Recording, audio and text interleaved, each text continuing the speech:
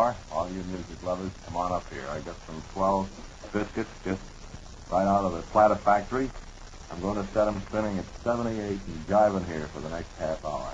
Had a lot of requests this week for a Sicilian Tarantella, and I have 3 or 4 different arrangements by 3 or 4 different bands that I'm going to try to work in within the next 5 to 10 minutes of this program.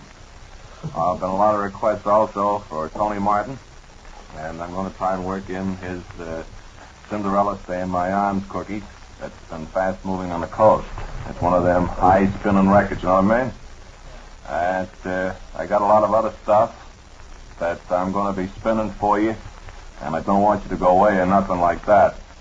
Let me see what's first up here today. A little music here by the Hungry Trio and their orchestra. That's the fellow's name, Hungry Trio. You probably know his brother Al Trio. He had a quartet for a while. It was the Trio Quartet, and they went nowhere. That's where they're currently playing, Club Nowhere in Dracut, you know what I mean? Let me see what else we've got here. Do you have any commercials at all on this program? Ooh, happy day, we have 2. 2 today, and by way of introduction, I should really tell you that it is Matinee with Bob and Ray. It's a program where I try to paint pictures with words. It's cheaper that way. Did you ever try to buy oil? And we'll be here for a half hour as a public service. And as you know, this coming Monday we'll have Ken Wilson back and Bill Green. They'll be back. I'll have to let go the 3 musicians who have been substituting for them. And Bob Elliott will return. And I imagine he'll return as just as brown as the inside of a banana after his vacation. He's had a wonderful time, and we're all anxiously awaiting to hear about his vacation and see if he's put on any weight. We've had a load of entries. There's one particular entry on that Funnier Than contest that we've been running, and I think it's very good. Now, this woman in Salem really went to some trouble to do this. She took 2 pieces of paper and used a razor and cut out letters. And I'll just have to read this to you so you can appreciate what it says. Now, she used a razor blade on these 2 large pieces of paper and cut out the following message. Dear Ray, what will be funnier than my husband's face after he tries to shave with the blade I'm using? Signed H. Slager, 13 Sylvan Street in Salem, Massachusetts. I think that's a wonderful entry, and I'm going to send that to her. Send her some chocolates, I mean. Some rich, creamy, sincere, sweet chocolate. You eat one of those things, and boy, you feel real good again. Feel like life is worth living. So, Mrs. Slager, I think that was a marvelous entry, and we'll send you some chocolates.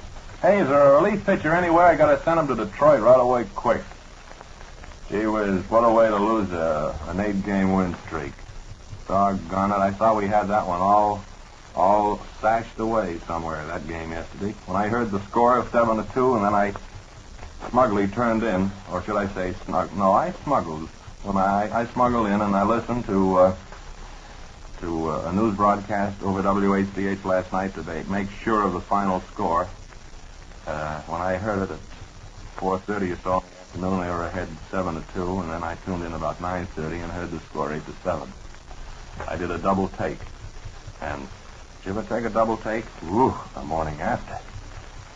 How about those musicians, Jim, that we have substituting for Ken and Bill this week? They're very good. They play a lot of swell music. Will you put down the dust cloth and let's go to work here. So get some today, friends. You'll appreciate it, particularly in this hot weather. Well, it didn't seem to work in there at all, but that's what they said for me to do. Here is a letter that I want. Well, it isn't really a letter. It's a card. It's from Nancy Bird out in West Roxbury, and she says, what could be funnier than a barrel of mighty Ray Gouldings? Also, you can drop Ken and Bill. The new Sturdley Trio is the best in the world. I don't think you even need, she said, I don't think you even need Ken and Bill on the program, or Bob, or anybody, she said. Just take a gun and shoot yourself. That's a very swell entry, and I'm going to send her candy. Please send me a membership card for your I Hate Ken and Bill Club. Well, I will just as soon as they're published. I'm having 10 or 15,000 of them made up, friends, that I'll be tickled to death to send out. It's beautiful. All it says is, I hate Ken and Bill deeply. And then you sign your name. There's a dotted line where you sign your name, and you can carry it in your wallet. And it's contingent, however. It's one of those contingent things. You have to buy 4 Cadillacs before you can really hate Ken and Bill down deep. Then you can hate them all you want. Isn't that nice? We'll send you some candy, though, Nancy. Here's another letter that I wanted to comment on I got this morning. It's from West Chelmsford, Massachusetts. And it says, Dear Raymond, what could be funnier than a barrel full of lobsters eating Ken Wilson? It was just a suggestion. And he says, this, however, is not primarily my reason for writing. As a lifelong resident of the town of Chelmsford, I feel it is my duty to inform you that the name Chelmsford is pronounced exactly as it is spelled. The L is not silent. Now take, for instance, your great city of Lowell. Think now what it would sound like if it were pronounced with the L silent. The result would be O. It would sound more like a hog-calling contest than the name of a city. And would appreciate it if you would give this matter your sturdily attention while you writhe in agony. The peoples of Chelmsford await your sincere apology and promise that it will never, never, never happen again. Signed, Bud Lundberg of West Chelmsford, Massachusetts. Well, I was born and brought up in Lowell, and, of course, Chelmsford is a suburb. And the only person I have ever heard pronounce L in that name was Winston Churchill. And he was referring to Chelmsford, England. But if they pronounce it Chelmsford up there, then we'll pronounce the L's. But honestly, when I say that, I've never heard anybody pronounce the L's in Chelmsford. Really never did. But I'm shocked to learn this. He says also, tell Mary Margaret to hang by her thumbs. I certainly will. We have an engineer whooping in the background. I don't know whether you can hear him, friends. Yeah, I guess you can, is that? And nothing like an engineer wooing in the background. Testing. He must be testing with the ballpark or something. Incidentally, we'll have a ball game this afternoon from Braves Field. Pride? The Braves are playing the Chicago Cubs. Got a long one from Joan and Al Merrill in Quincy. And I don't... well, this last PS says, the radio will loudly blare if you will read this on the air. It's so long, I'm afraid I can't. I mean, it's 3 or 4 pages. I mean, I can read 1 or 2 paragraphs, though. But she said, we like your Brooklyn accent. I'll beat you on the head already, hey. And we laughed at the Jim Dandy sneakers for a fast getaway. That's just a very sample of some of the funny stuff that the Merrills turn out. No, which is good. We'll have to send her some candy. Joan, I imagine Joan wrote that. Al doesn't write poetry. So we'll send them some chocolates. I started off as a disc show today, friends. I thought it'd be something new.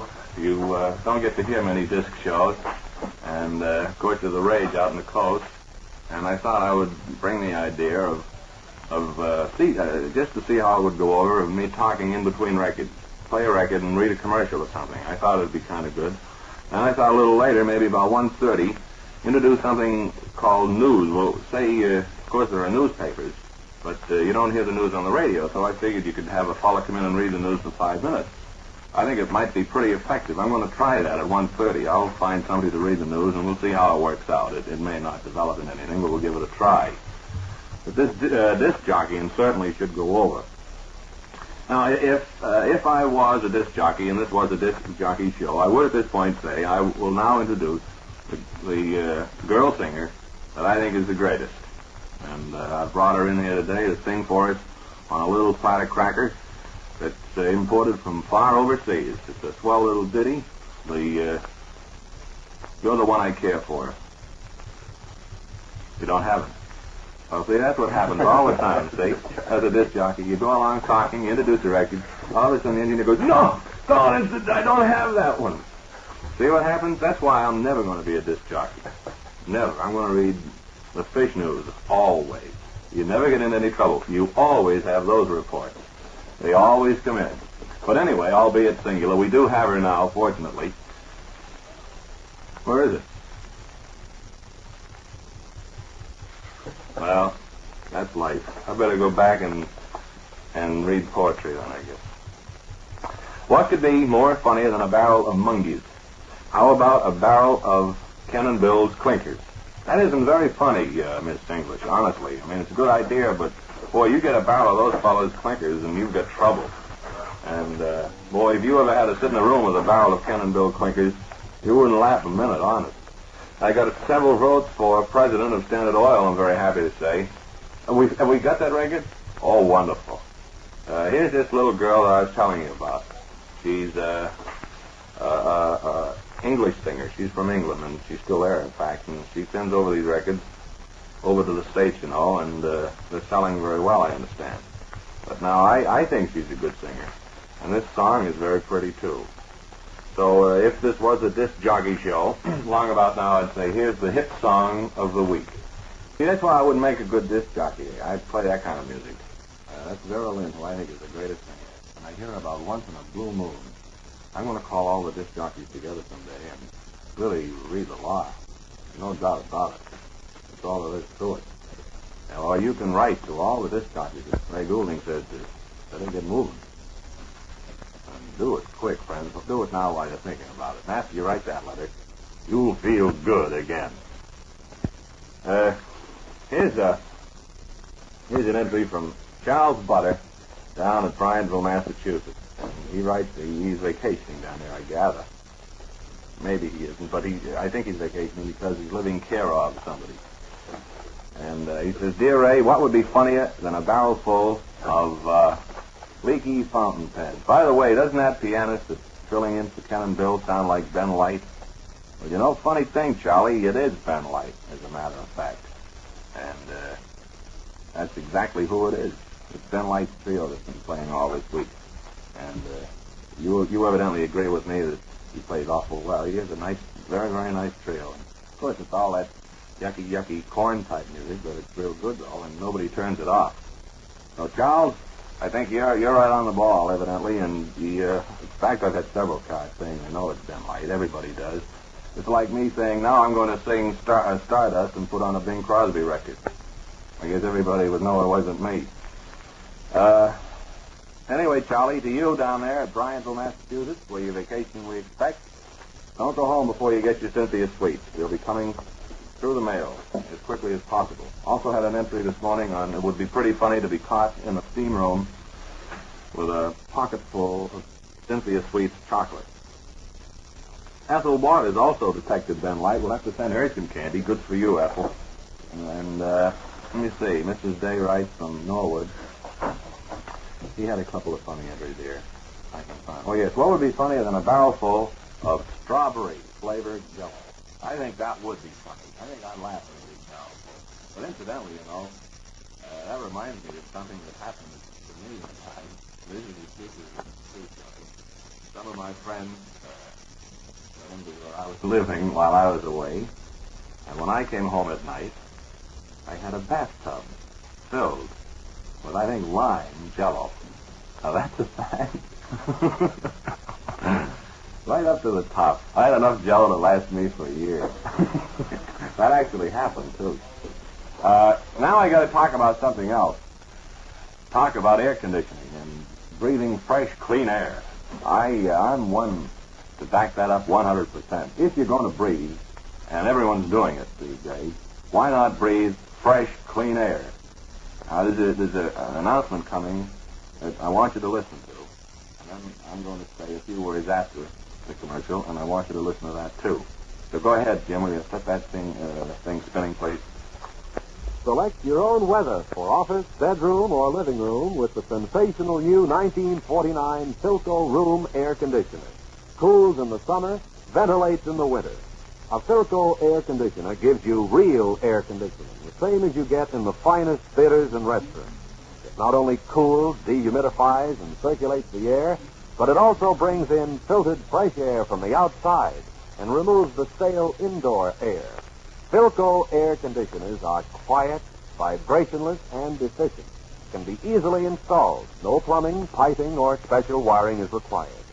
For a limited time only, the air conditioning division of the House of Television is making an amazing offer to introduce Philco air conditioning for every home and office. They will make an air conditioning survey of your home or office free, without any obligation. Usually, this survey costs $5. Either write to Bob or Ray, WHDH. Call Richmond 20723. Or visit the House of Television, and an appointment will be made for your free Philco air conditioning survey in your home or office. See the Philco air conditioner in operation at the House of Television, 172 Cambridge Street, Boston. Now, don't forget to drop a penny postcard to me here at WHDH for more information on the free Philco air conditioning service for your home or office. As I said on the transcription, that usually costs you $5. But if you send a card, we'll send the fellows out. They'll go through your house, your office, and tell you exactly what you need to air condition your room, your house, or your office. And it's something to think about, certainly. And send me a card while you're thinking about it. Don't wait until the ninth inning of this afternoon's ball game, because you won't think of it then, I know. The Braves always come up with 15 runs in the ninth inning. They're a great ninth inning team. It says here, what could be funnier than a barrel of Ray and Leo's modern portraits? We were discussing portraits and art yesterday on this program, and Master Gleason of Hancock, New Hampshire, submits what I think are very interesting drawings, and we'll have to send him some candy. It looks like something by Salvador Dali, too. So you'll be looking, and I'm going to try and have the candies arranged in such a fashion that you would think Salvador Dali had a hand in it. In fact, I'm going to try and have Salvador Dali's hand in that box that I send you. So you watch for the mailman. He'll be winking and blinking at you. What was I going to say? Oh, yes, the following is transcribed. It really isn't, though. It was something I wanted to say. What's funnier than a barrel of banana oil poured on an escalator rail at rush hour? Well, I think that's pretty funny. Marty Highland of Norwood, and I think you will find your banana oil in the mail. I certainly hope so, anyway. Well, I see where Mr. and Mrs. Vernon Spinney of 25 Newhall Street in Lynn have been down in New York recently. They write to us on the Hotel Pass stationery. What could be funnier than a barefoot and a barrel of feathers? Well, that's kind of funny. Or this is a very good one. Or Crabby Foreman packed in a barrel like sardines. Well, I'm not laughing. Crabby Foreman aren't funny. Of course, it'd be funny to look at, I suppose. You said you told me to write if I found work. Well, I've got a job looking for water and bed frames. Mr. and Mrs. Vernon Spinney of Lynn, Massachusetts. That's very good. Say, tonight at Wonderland, and that will highlight the big Saturday racing program. The spotlighted 7th and 8th races will be over. Now, write this down, friends. The 5/16 mile distance. While the 9th and 10th will bring the post. Oh, yeah. Yeah. That's right, I forgot.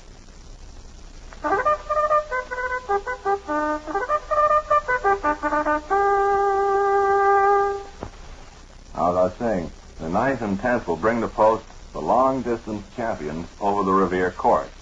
Now, here are the entries for the great night. Romantic Sally. You're telling me? Topper's Molly. Here are the 1:30 headlines. Half-Caste. Refreshing. Don Astra. Reckless Align. And Daily Delivery. Post time, first race, 7:45. The Daily Double closes at 7:30. And Revere is near, too, from Boston by MTA from Maverick Station. From everywhere over wide highways. 2 flood-lighted free parking lots are provided for those who drive cars. Now, go greyhound racing tonight at Wonderland and enjoy a Saturday night of fun, speed, and thrills. And if you're tired, go to bed, you know what I mean? Hey, incidentally, the fellow that writes these Wonderland commercials, I understand, has recently become the daddy of a 9-pound boy, I think, up in Ipswich. So I want to say congratulations to him. And I just wanted to mention that. I just happened to hear that yesterday. That information fell on me. And I might mention I have a very nasty scar to show. But that's life, and life is filled with little upsets. But whenever I'm upset, friends, and feel down, gloomy, there's a little phrase I go to. It's in a book. Take it out. And I get renewed courage, and I feel, after all, that life can be beautiful, and, well, I don't know, it's something that everyone should have. I found this particular phrase years ago right after I was separated from the French Foreign Legion. I'll read this little phrase, and maybe you'll get some encouragement from it yourself. Don't forget to drop a penny postcard to me here at WHDH for more information on the free Philco air conditioning service for your home or office. Isn't that something nice? Now, the fellow that wrote that has the soul of a poet. And his finger is right on the pulse of everyone's life. I think that's marvelous. I hope you enjoy it as much as I do, that's all. Gee whiz, we don't have time for any more music. In fact, we only have a minute left, don't we, really? 2 minutes? Excuse me, I'll find out. Now, don't go away, friends. It'll only take me a minute to find out how long I have to be on. Oh, no, I have about 2 minutes and a half, really. So we can talk about everything in that time. I can award some more candy, maybe. According to the mail, Ken and Bill will be back Monday. They will be back along with Bob Elliott. And we'll have our old-fashioned big-time show starting Monday. We'll have 4 or 5 10-piece orchestra, girl vocalists. We'll have a couple of comedians, which will be very... Can you come into the studio for quiet, will you, please? I'm on the air in here. Do I bother you? All right, just remember that. Quiet, will you, please? Excuse me. Are you reading the 1:30 news, young man? Would you care to tell us the first 1:30 headline? I mean, it would be thrilling for us. Base State Tax Commission says he will intensify his war on those who buy cut rate liquor in New Hampshire. Well, we'll all be waiting to hear about that. And that comes as good news, too. For those of you who live just a stone's throw across the border between South and North America, evidently. But thanks a lot for that 1:30 headline. I believe that's the first time it's ever happened to have the headline on before the news. And I feel as though I've done another conspicuous first in radio. Remember, if you want me to become a disc jockey and play Vera Lynn records from, say, 1 to 3 in the afternoon, or 2 to 4 every day, or 4 to 6, just send a penny postcard to me, Ray Goulding, or 10 to 12, Ray Goulding, care of, I'm president of Standard Oil Company, care of this station. So, yes, as a matter of fact, I have a card here before I go of 1,001 relatives of Sammy Eisen that Herbert Spitz of Mattapan wrote into me. And he said he ran into several of them. For instance, there was Simon Eisen, Pasteur Eisen, Theodore Eisen, Vulcan Eisen, Rio Eisen, Caps Eisen, Colin Eisen, Civil Eisen, Advert Eisen, Idol Eisen, Author Eisen, Equal Eisen, Extras Eisen. Dude, I'm going crazy. See you at 1 o'clock Monday, everybody. And remember, if you get work, write. And hang by your thumbs over the weekend, you'll feel good again. This program was not transcribed and will be heard over much of this station again Monday with a full cast, including a girl. I'd love to live in Loveland with a girl. This is WHDH in Boston. There are hundreds of crooners. There's only one Bing and only one Mary Margaret Magoon. But listen to Bing tonight at 6:15 over WHDH in Boston. And stay tuned now for the latest news.